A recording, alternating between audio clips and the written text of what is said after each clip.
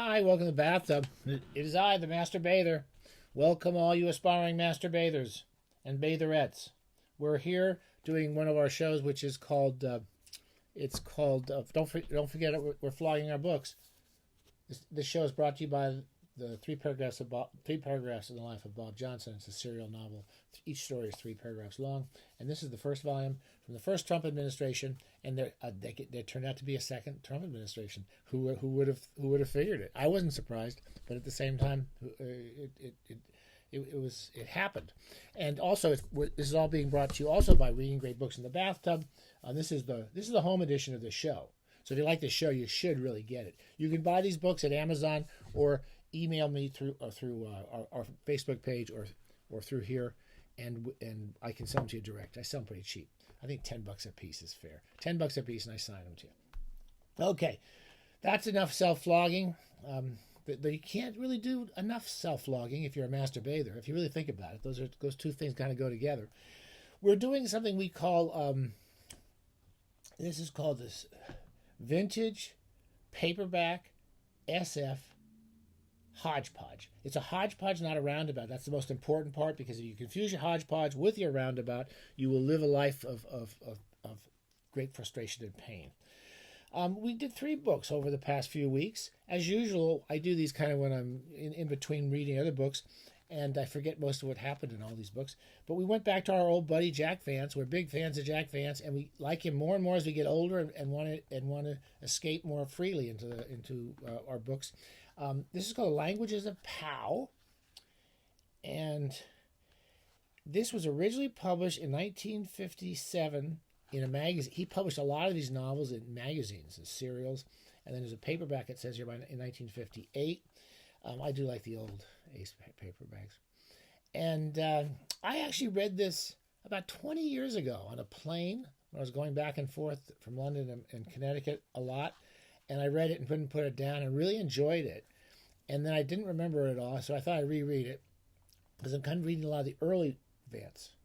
He had a long career. I think he was working from the late 40s all the way up through, I can't remember. I think he was still writing stuff in the 90s and 2000s. I think he never stopped. It was always pretty good. I guess his late stuff is good too. Anyway, the premise of this book, and I've already sort of forgotten about it, is there's this one planet it's huge, and it's got huge populations of hundreds of billions of people, as I recall, and they're like totally timid.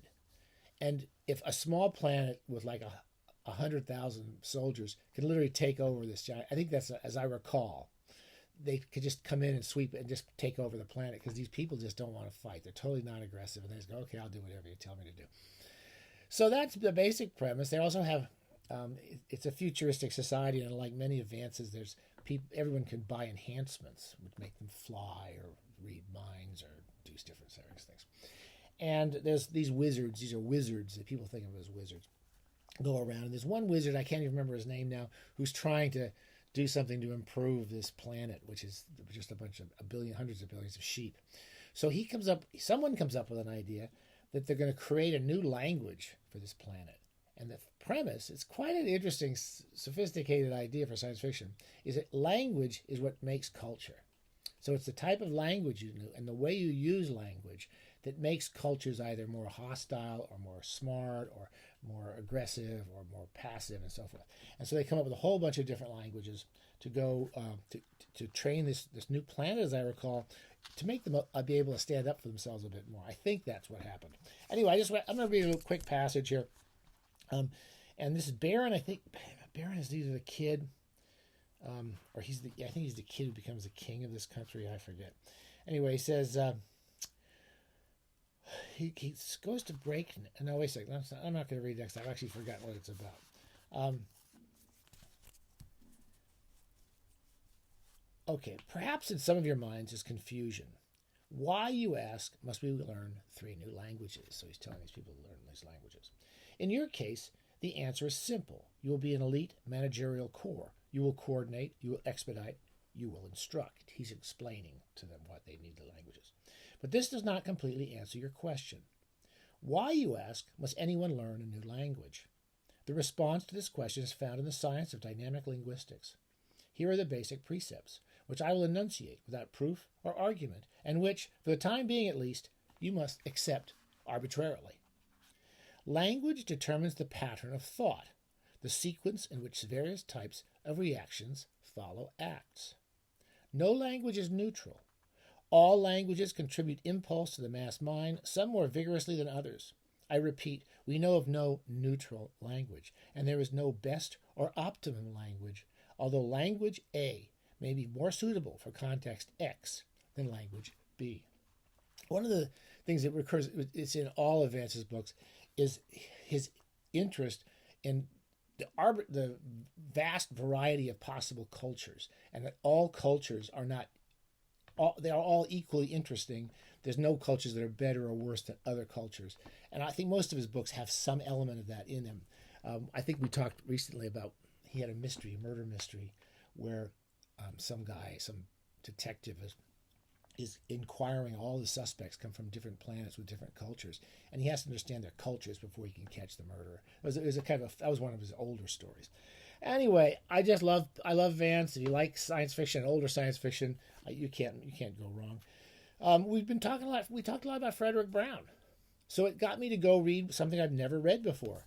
Is that a cool book?